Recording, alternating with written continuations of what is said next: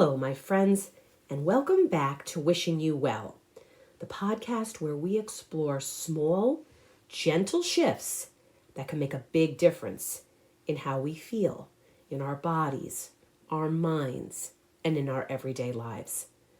I'm Maria Patrick, your host, and today we're talking about something deeply personal, deeply habitual, and often completely unquestioned. Today we're talking about our breakfast. Specifically, what if your breakfast, the thing that you've been told is the most important meal of the day, is actually not working for you? Not in a dramatic way, not in a this is very bad for you way, but in a quiet, subtle way. Ways that you may not even be realizing that your breakfast isn't working for you. For instance, you eat your breakfast and then shortly thereafter you crash, or you feel bloated, or you're hungry again in an hour, or you feel foggy, jittery, or just unsatisfied. Maybe you just don't feel nourished, even though you feel as if you're technically eating something healthy. Today's episode is not about rules or perfection. It's about learning to listen to your body and understanding how the most important meal of the day, your morning meal, interacts with your digestion, your energy, your mood, your hormones, and your nervous system, especially as we age, as we move through the seasons, and we live our very real lives. So grab your cup of tea, your warm water, or your breakfast bowl, and let's explore this topic together. I think that your breakfast deserves a second look. As I said earlier, we've been taught that breakfast is the most important meal of the day. And while there's definitely truth in that statement, the deeper truth is this, that the right breakfast is the most important breakfast, which is the most important meal of the day. Because your body in the morning is not the same as your body at noon or in the evening. In the morning, your digestion is just waking up. Your nervous system is shifting from sleep mode to alert mode. Your blood sugar is stabilizing after an overnight fast, and your hormones are getting their reset for the day. In many traditional wellness systems, including the one that I talk about the most, traditional Chinese medicine, also Ayurveda, and even some old European traditions, morning digestion is considered delicate. It needs warmth and simplicity and support, not a shock to your system, not an overload to your system. Modern breakfast looks something like this. Iced smoothies. I love a good smoothie. Yogurt straight from the fridge. Protein bars on the run. Coffee and nothing else. Or sugar-heavy pastries and cereals and granola bars. None of these are bad, but they may not be what your digestion, your nervous system, or your energy system needs at 7 a.m. And so this is why we should be asking ourselves, instead of asking ourselves what the healthiest breakfast is, we should be asking ourselves, how do I feel after I eat my breakfast? There may be some subtle, gentle signs that your current breakfast is not working for you, that it might not be serving you as well as it could. We went through these earlier, I mentioned them, but let's take a deeper dive. If you're hungry again within an hour, this could mean that your breakfast doesn't have enough protein or fat. It could mean that your breakfast has too many fast carbs. It could mean that your breakfast is causing your blood sugar to spike and crash. If after your breakfast you feel bloated or heavy or uncomfortable, especially if you feel cold afterwards or your belly feels distended or you lose your appetite in the middle of what you're eating, this could point to the fact that your digestion is struggling. And it could be because your breakfast consists of cold foods, raw foods, dairy foods, or just too much complexity too early in the day.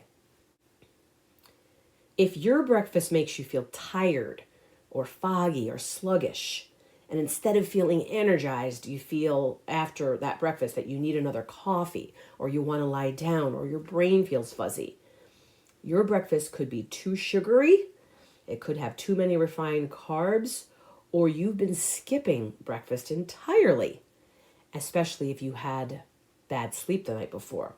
You could have these impacts of feeling so tired and foggy. If your breakfast makes you feel jittery or anxious, especially if your breakfast is just coffee or coffee with something sweet, what's happening here is that your cortisol and your blood sugar are getting dysregulated, and that's going to leave you feeling wired, but also at the same time depleted. If your breakfast doesn't leave you feeling satisfied, you probably ate something, but you've been grazing all morning.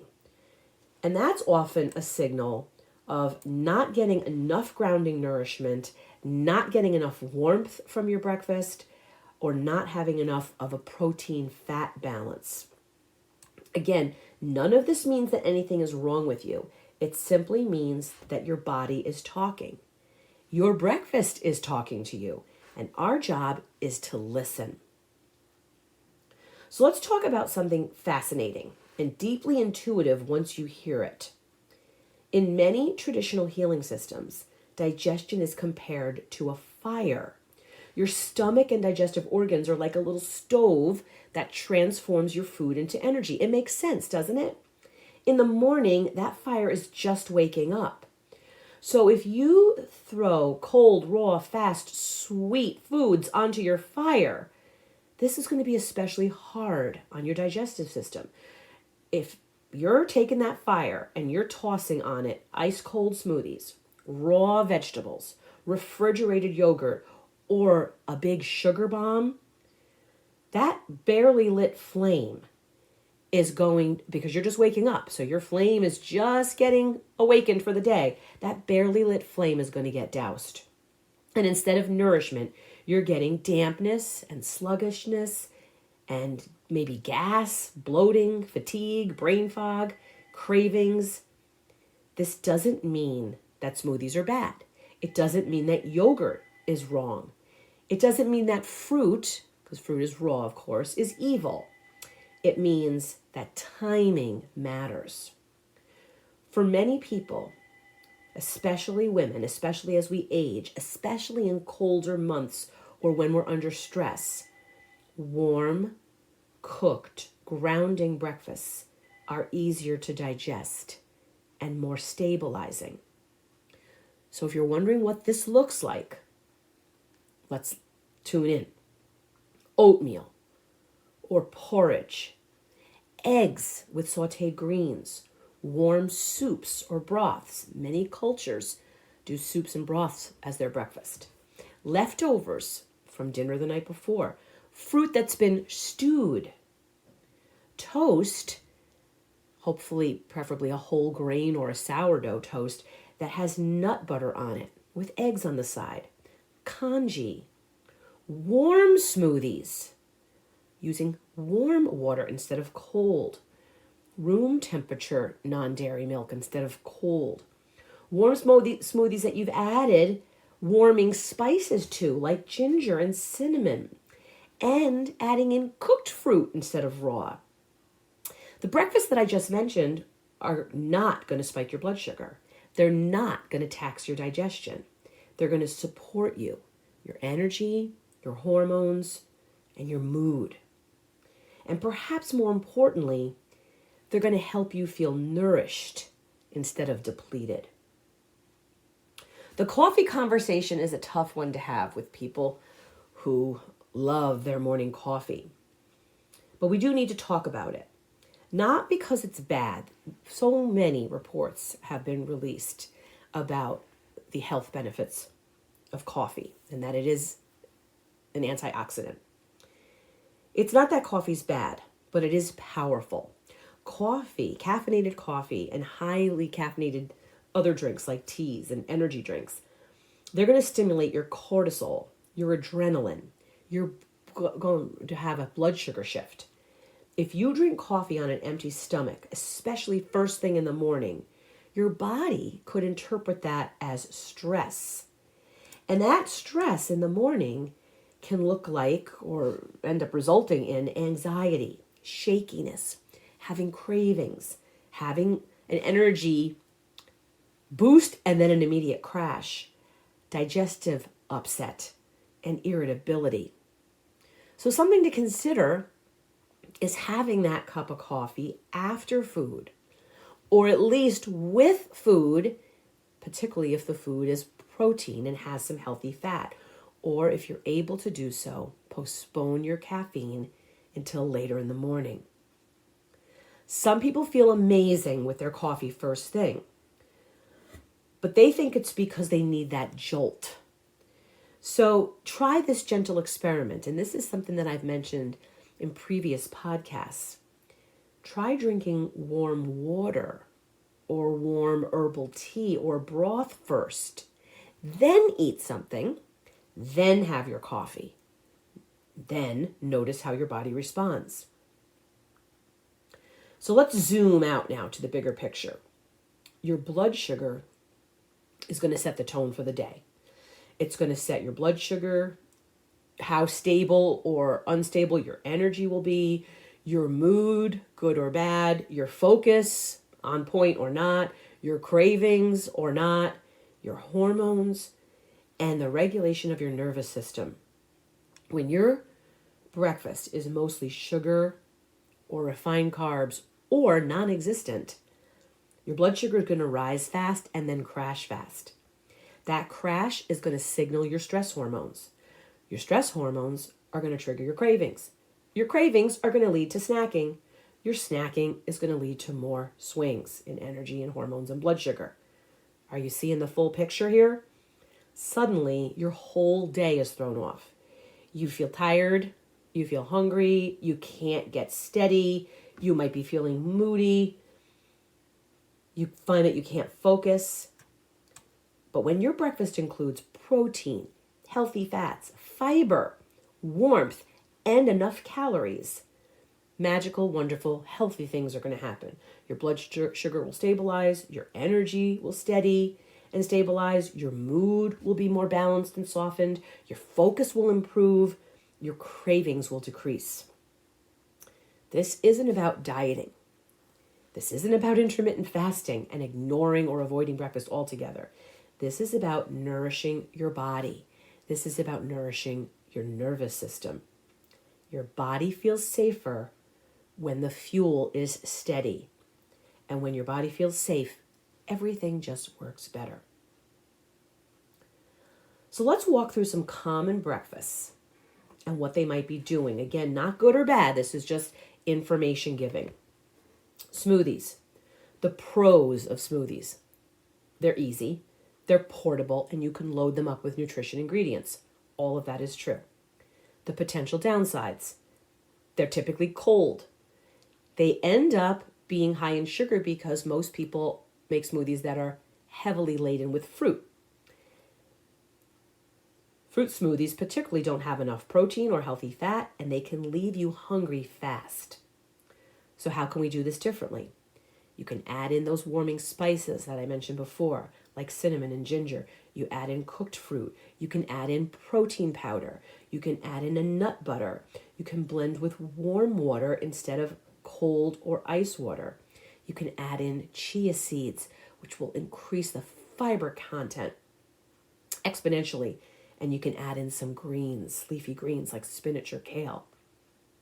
Yogurt and fruit. The pros, they're quick. They're high in protein.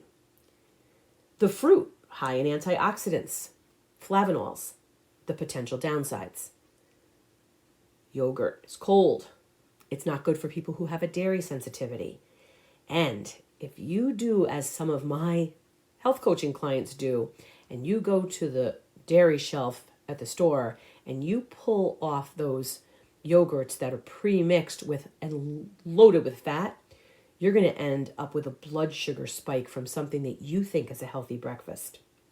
So what are some ways that we can improve this if we want to have yogurt? You can do a non-dairy yogurt, like a coconut yogurt. You can try leaving your yogurt out and letting it get to room temperature first. You can add into your yogurts nuts and seeds and cinnamon. You can pair your yogurt with eggs or a whole grain toast with nut butter. You can add in, this is what I do, you can add in protein powder and chia seeds to your yogurt. And you can buy a yogurt, this is a great way to start, that doesn't have any added sugars. If you're eating for breakfast just toast or just cereal or just a bagel or just waffle, the pros to that is that it's comforting food and it's convenient, and you could certainly take it with you in your commute. The potential downsides, there's no protein there. Your blood sugar is going to spike and you're going to be hungry soon thereafter. How can we improve a breakfast like that if it's your absolute favorite and you don't want to give it up? Add eggs and make a sandwich. Add in nut butter. Put avocado on that toast or bagel. Add in some cottage cheese and some leafy greens on the side of that toast. Put some avocado and mix that right in with your cottage cheese if you don't want to put it on your toast. If your breakfast consists of coffee only, it may feel efficient to you. It may feel like you're actually suppressing your appetite and you're boosting your energy for the day, for the morning. As we said before, the potential downsides, it's that you're going to spike your stress levels through your adrenals. You're going to start off your day with imbalanced blood sugar, and you're going to have cravings later. So the tip for this, if you absolutely must have coffee first thing in the morning, is to eat something, even if it's something small, either right before it or with your coffee. If you have breakfast that is very savory, like eggs and veggies, this is good. Lots of pros. Protein rich, stabilizing your energy, long-lasting energy, satiating you. This could be a potential downside if you have weak digestion and you're making yourself too big a breakfast. Or if on the side of your eggs, you're insisting on having bacon and sausages, or you're adding a lot of cheese into your eggs. So the tip here would be to add in cooked vegetables, not raw, and have some broth on the side. Keep it light, but grounding. Sometimes I scramble an egg and add it right into the hot broth. What a perfect, and then add in some greens. Perfect, nourishing, warming breakfast. If your breakfast consists of warm grains or soups or leftovers, there's pros to this, lots of them. Those things are easy to digest. They're grounding, they're nourishing, they're excellent for stabilizing your energy. The potential downside is that a breakfast like that, which I think is a breakfast of champions, takes some planning. So my tip for that is to batch cook ahead of time some grains, broths, and soups so that you have them easy to grab. And that will make your morning convenient and easy. And you can even take those things on the go, either already warmed up in a thermos, or if you have someplace to warm them wherever you're going, you can warm them up there. So here's the heart of the episode today. There's no universal perfect breakfast for everyone. There is only the breakfast that works for you. So instead of changing everything at once, I'm inviting you to conduct a gentle experiment. For 1 week, have a breakfast that you've switched up based on everything we talked about today. And then ask yourself these questions. How do I feel? How long until I'm hungry again? How's my energy after I ate that new and improved breakfast? How's my mood? How's my digestion? How's my focus? You'll know when you get the answers to those questions that you're asking to yourself, when you're listening closely to the signals and the cues your body is sending you, you'll know what breakfast is perfect for you. So that's it. There's no tracking app necessary. There's no counting macros or measuring. There's just making small shifts, adding in protein, adding in warmth, eating a little more, eating a little earlier, switching to savory instead of sweet, switching to cooked instead of raw, drinking your warm water or tea first, delaying your coffee until after your food, and letting your body vote. So here's my simple morning digestive reset. You can try it starting tomorrow. Before your breakfast, drink a cup of warm water. Have it plain, or add in some lemon, or go crazy and add in some lemon and ginger too. Then take 3 long, slow, full, deep breaths. As you're doing so, place a hand on your belly and feel it rise and fall. Then ask yourself this question: what would feel nourishing this morning?